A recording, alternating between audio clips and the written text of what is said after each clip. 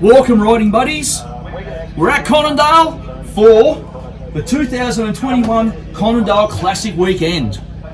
Just like any big event, the Conondale Classic Weekend takes a lot of people power to make this all happen. This is just a very small sample of the people behind the scenes. The idea of the Conondale Classic Weekend is to just bring people together and motorbikes together. It is aimed around dirt bikes, motocross, enduro, dirt track, and even trials guys are at this event. Not only though do you get to have a look at some really cool bikes, but you get to have a ride as well, with separate tracks for different categories. But there are 6 different tracks that you can actually go and ride on. To start with, we have the Evo track for all Evo bikes. Air-cooled, drum brakes, no leakage suspension. Also too, there's the novice track just off the back as well. All these tracks are nice, flowing, no big jumps, easy to get around tracks. They also had the sidecars go out on the Evo track as well. The pre-95 motocross track is a nice, flowy track with no really big jumps to break old bikes and bones, but is also challenging enough if you really want to get into it and have a go. Grass track is just a nice, flowy, flat track. The only stipulation to be able to ride on the grass track is you need to have a trials or a universal tyre on the rear of your bike. No knobbies are allowed out there to try and keep the track in prime condition for the whole weekend. For the tree huggers out there that enjoy the enduro side, you've got approximately 17 kilometres of enduro loops that you can play with. You've got some very picturesque trails, you've got some hard little hill climbs if you want to take them, but some beautiful countryside.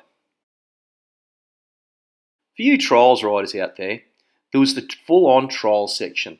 Some pretty easy little sections, but then there were some really hard little sections right down in the creek as well. They even went to the extreme of having a couple of trials bikes there that if you didn't have one, you could actually go and try it out and have a ride on a loaned trials bike as well. With over 400 riding entries, over 1,000 bikes, and countless, absolutely countless of spectators coming through the gate to just have a look. It was not just one day, it had to be 3 days, and it was a full 3 days at that. There was every category, level, and quality of motorcycle you could ever come to think of. There was everything from your run-of-the-mill trail bikes or even ag bikes right through to your full-blown, hand-built, exotic motorcycles of yesteryear. There's not too many events that you can go to around the country where you can see 2 Mugen 460s, a factory Honda RC 500, and also 2 Ryan Villapoto's Kawasaki SR250 that he rode in the 2017 Straight Rhythm. The diversity of people that was at this event was absolutely mind-blowing. From little kids wandering around, checking out the bikes, seeing what people were doing, right through to our greatest riders that we have ever produced. These guys and more turning up to an event like this, you know it's going to be an absolutely awesome weekend. With the brands of motorcycle there are so many different ones. There's all your normal run-of-the-mill stuff, all your normal Japanese stuff.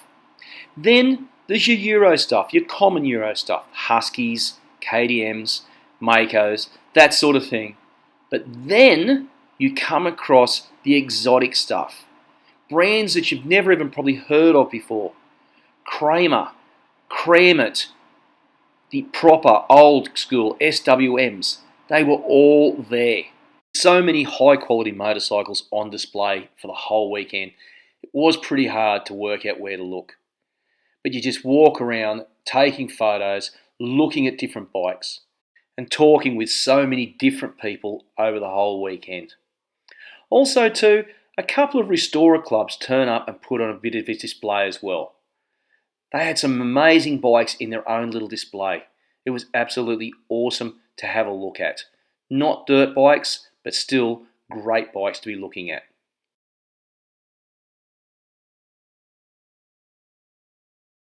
Saturday night was a great meal.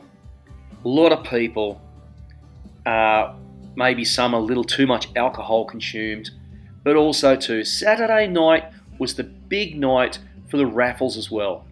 And of course, the number one prize, the 1989 YZ250, was taken out by Anthony Victor, who on Sunday proceeded to have a ride on it as well.